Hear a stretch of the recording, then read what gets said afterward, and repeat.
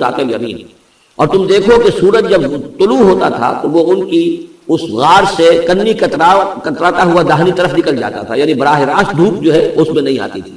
وَإِذَا غَرَبَتْ، جب ڈوبتا تھا، تَقْرِضُهُمْ ذَاتَ الشِّمَالِ، تو بھی وہ کنی کترا جاتا تھا بائیں طرف۔ تو گویا کہ سورج جو ہے یوں جا رہا ہے اور اس غار کا جو منہ ہے وہ شمال کی طرف ہے، لہذا براہ راست جو ہے داہنی طرف سے ہو کر بائیں طرف سے ہو کر سورج نکل گیا، دھوپ جو ہے براہ راست اس پر نہیں آ رہی۔ اسی اصول پر آج کل جو بڑی بڑی بلڈنگز بنتی ہیں جو کارخانوں کی اور ملز کی، اس میں یہ نارتھ لائٹ شیلز بنائے جاتے ہیں، ایسے شیل روف کی ہوتے ہیں کہ جس میں پھر روشنی جو ہے وہ نارتھ کی طرف سے لیتے ہیں، کیونکہ ہمارے ہاں جو سورج ہے وہ کبھی بھی نارتھ میں نہیں جاتا، لہذا جو ہے سورج براہ راست کبھی نہیں آئے گا بلکہ انڈائریکٹ لائٹ آئے گی۔ وَهُمْ فِي فَجْوَةٍ مِّنْهُ، اور وہ جو اس غار کی اندر سے کھلی تھی، اس کھلی غار کے اندر جا کر وہ لیٹ گئے، سو گئے۔ ذَلِكَ مِنْ آیَاتِ اللَّهِ، یہ اللہ کی نشانیوں میں سے ہے۔ مَن يَهْدِ اللَّهُ فَهُوَ الْمُهْتَدِ، جو جس کو اللہ ہدایت دیتا ہے وہی ہے کہ جو ہدایت یافتہ ہوتے ہیں۔ وَمَن يُضْلِلْ فَلَن تَجِدَ لَهُ وَلِيًّا مُرْشِدًا، اور جس کو اللہ تعالیٰ گمراہ کر دے، جس کی گمراہی کا فیصلہ فرما دے، پھر اس کے لیے تم نہیں پاؤ گے کوئی بھی جو حمایتی ہو، مددگار ہو، اس کو راہ پر لانے والا۔ وَتَحْسَبُهُمْ أَيْقَاظًا، صورتحال ایسی تھی کہ تم اگر اس کو دیکھتے تو یہ سمجھتے کہ وہ جاگ رہے ہیں، وَهُمْ رُقُودٌ، حالانکہ وہ سو رہے ہیں۔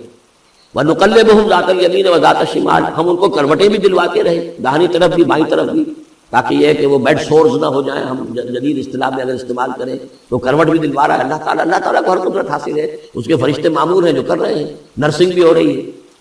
ذات الشمال وکلبہم باسط ذراعہ بالوسید، ان کا ایک کتا بھی تھا جو اپنے دونوں ہاتھ پھیلا کر، دونوں اگلے جو ہے پاؤں جو ہاتھ، اس کو سمجھیے وہ اس کے کوئی بہت ہی خوخار قسم کا کتا تھا جو اس غار کے منہ پر اپنے دونوں ہاتھ پنجے آگے پھیلا کر بیٹھا ہوا ہے زور سے۔ اس کا نتیجہ کیا نکلتا تھا؟ لو اطلعت علیہم، اگر اچانک تمہارا کہیں وہاں گزر ہو جائے، لولیت منہم فرارا ولملئت منہم رعبا، تو وہاں سے تمہارے اوپر رعب طاری ہو جائے، خوف طاری ہو جائے، اور وہاں سے تم بھاگو۔ تو بڑا بھیانک منظر ہے، ایک کہف ہے، اندر اندھیرا ہے، اور آگے جو ہے بڑا کوئی ٹیریئر بل قسم کا کتا جو ہے وہ بیٹھا ہوا ہے، خوفناک قسم کا، اور اس نے اپنے پنجے بھی آگے کیے ہوئے ہیں۔ وَلَمُلِئْتَ مِنْهُمْ رُعْبًا وَكَذَلِكَ بَعَثْنَاهُمْ، اسی طرح پھر ہم نے انہیں ایک وقت میں اٹھایا، لِيَتَسَاءَلُوا بَيْنَهُمْ، تاکہ وہ آپس میں ایک دوسرے سے سوال کریں۔ قَالَ قَائِلٌ مِّنْهُمْ كَمْ لَبِثْتُمْ، ان میں سے ایک نے کہا کتنے عرصے یہاں رہے ہوں گے، کیا خیال ہے آپ کا؟ قَالُوا لَبِثْنَا يَوْمًا أَوْ بَعْضَ يَوْمٍ، انہوں نے کہا کہ ہم رہے ہوں گے ایک دن یا دن کا کچھ حصہ، تھوڑی سی نیند ہم نے لی ہے، استراحت کی ہے، اور کیا کیا۔ قَالُوا رَبُّكُمْ أَعْلَمُ بِمَا لَبِثْتُمْ، کچھ اور تھے، انہوں نے کہا چھوڑو اس بات کو، اللہ تمہارا جانتا ہے کتنی دیر رہے، 2 گھنٹے رہے، 2 دن رہے، کیا پتا، ہمیں کیا معلوم۔ فَابْعَثُوا أَحَدَكُمْ بِوَرِقِكُمْ هَٰذِهِ، تو لو یہ چاندی کا سکہ، ورق جو ہے چاندی کو کہتے ہیں، تو اس کو دے کر ایک آدمی کو بھیجو إِلَى الْمَدِينَةِ، شہر کی طرف، فَلْيَنظُرْ، وہ دیکھے، أَيُّهَا أَزْكَىٰ طَعَامًا، کہاں سے کوئی پاکیزہ خوراک مل سکے۔ ظاہر بات ہے کہ وہ ان کا جو تصورات تھے، موحد بھی تھے، تو پاکیزہ کھانا بھی چاہتے تھے۔ أَيُّهَا أَزْكَىٰ طَعَامًا فَلْيَأْتِكُم بِرِزْقٍ مِّنْهُ، تو اس میں سے کچھ ہمارے لیے راشن لے آئے۔ وَلْيَتَلَطَّفْ، اور دیکھے کہ وہ نرمی کرے، کسی سے جھگڑ نہ پڑے، کہیں کسی سے جھگڑ پڑا اور جھگڑنے کی وجہ سے پھر کوئی شکل ہو جائے تو ہم تک لوگ پہنچ جائیں، تو بڑی نرمی کے ساتھ وہ معاملہ کرے۔ یہ وَلْيَتَلَطَّفْ نوٹ کر لیجئے، یہ تعداد حروف کے اعتبار سے قرآن مجید کا نصف ہے۔ وَلْيَتَلَطَّفْ کے نصف اول میں ہے، لام یہ نصف ثانی میں ہے، یہ نصف تعداد حروف، الفاظ نہیں، حروف، الفابیٹس جو ہے، جو حروف کی گنتی کی گئی ہے اس کے اعتبار سے یہ ٹھیک نصف ہو گیا۔ آدھے حروف اس کے تا پر پورے ہو گئے اور بقیہ آدھے جو ہے شروع ہو رہے ہیں لام سے۔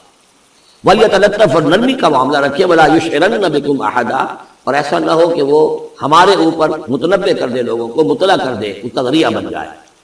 إِن يَظْهَرُوا عَلَيْكُمْ، اگر وہ تمہارے اوپر غالب آ گئے، قابو پا لیا انہوں نے تم پر، يَرْجُمُوكُمْ، یا تو تمہیں رجم کر دیں گے، سنسار کر دیں گے، أَوْ يُعِيدُوكُمْ فِي مِلَّتِهِمْ، یا تمہیں مجبور کریں گے اور اپنی ملت میں، اپنے دین میں وہ واپس لے جائیں گے۔ وَلَن تُفْلِحُوا إِذًا أَبَدًا، اور اگر ایسا ہو گیا تو پھر ہمیشہ تم فلاح سے دور ہو جاؤ گے، پھر نہیں پا سکو گے فلاح کبھی بھی۔ وَكَذَلِكَ أَعْثَرْنَا عَلَيْهِمْ، اس طرح ہم نے مطلع کر دیا ان لوگوں پر، یعنی وہاں کے لوگوں نے، شہر کے لوگوں کو مطلع ہو گئے کہ یہ لوگ، ظاہر بات ہے کہ بڑا چرچا ہو گیا ہوگا، یہ کون ہے۔ اب اس نے بات بتائی، پھر وہ آئے تو معلوم ہوا کہ ہاں واقعتاً ان کے حالات، کوئی 7 آدمی ہوتے تھے ایک زمانے میں، اور وہ کہیں روپوش ہو گئے تھے، گم ہو گئے تھے، کہیں نہیں ملے تھے، پوری مملکت میں تلاش کیا گیا تھا، پھر ان کے حالات ایک تختی کے اوپر لکھ کر جو ہے وہ خزانے میں رکھ دیے گئے تھے، وہ تختی کہیں نکلوائی گئی، 300 برس سے زائد پرانی بات تھی، اس کے اوپر وہ قصہ پورا کا پورا لکھا ہوا مل گیا۔ تو وہ ساری چیز جو ہے وہ بات کھل گئی. وَكَذَلِكَ عَثَرْنَا عَلَيْهِمْ، اور اس طرح ہم نے یہ بات ظاہر کر دی ان پر. لِيَعْلَمُوا، اب اس سے کیا کیا چیزیں واضح ہوئیں؟ ان وعد اللہ حق وان الساعۃ لا ریب فیہا، اللہ کا وعدہ سچا ہے اور یہ کہ قیامت کے بارے میں کوئی شک نہیں ہے. آتیۃ لا ریب فیہا، وہ آ کر رہے. اس لیے کہ جب 300 برس تک ایک آدمی سویا رہ سکتا ہے اور پھر وہ اٹھ گیا تو کیا مشکل ہے اللہ کے لیے کہ وہ جو مر چکے ہوں ان کو دوبارہ زندہ کر دیں. اذ یتنازعون بینہم امرہم، اب وہ ان کے بارے میں آپس میں جھگڑنے لگے کہ کیا کرنا چاہیے ان کا معاملہ. وہ تو جا کر اپنی غار کے اندر دوبارہ سو گئے اور اب اللہ نے ان کے اوپر موت جو ہے حقیقی موت وارد کر دی. اب کیا کرنا چاہیے؟ اذ یتنازعون بینہم امرہم، تو انہوں کی جب کہ وہ آپس میں جھگڑ رہے تھے.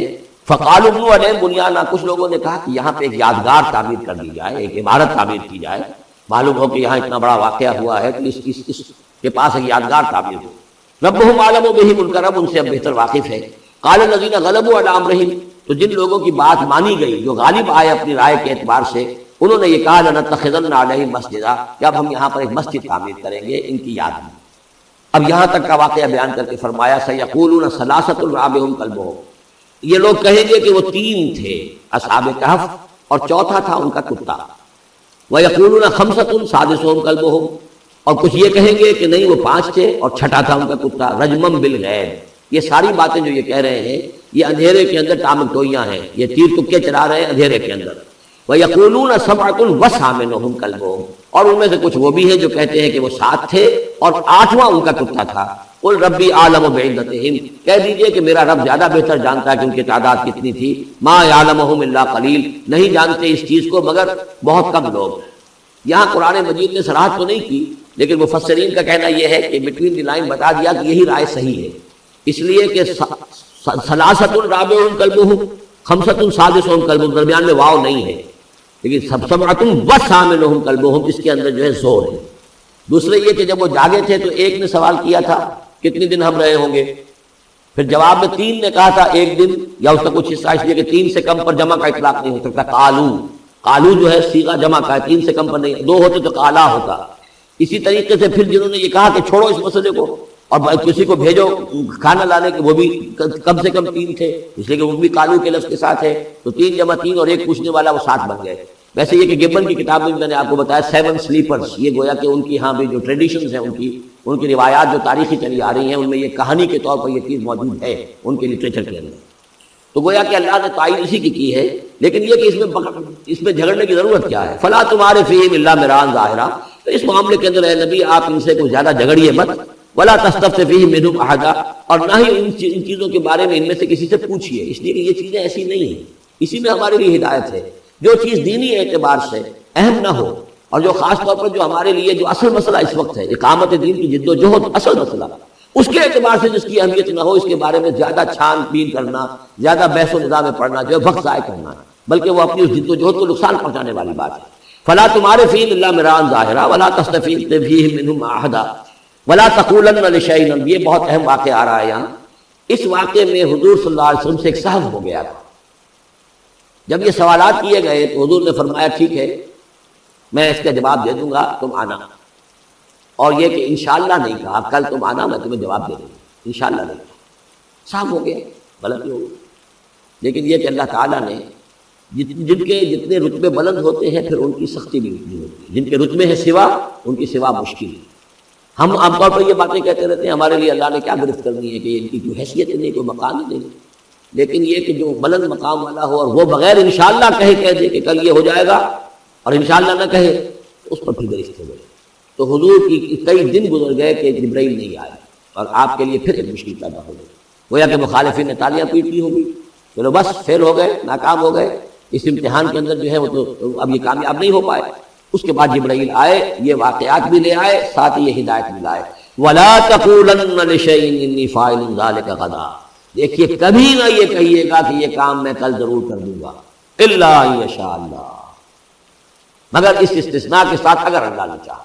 یہ ہماری تہذیب کے اب یوں سمجھیے کہ کچھ کلمات ہیں سماجی ہمارے ثقافت کے، ان کے اندر جو ہے توحید کی روح جو ہے وہ کوٹ کوٹ کر بھری ہوئی ہے. کوئی اچھا منظر دیکھا سبحان اللہ، یعنی یہ کہ اس منظر میں کچھ نہیں ہے، اصل میں حسن اللہ کا ہے. پھول دیکھا سبحان اللہ، پھول کی تعریف نہیں کر رہے، اب بنانے والے کی تعریف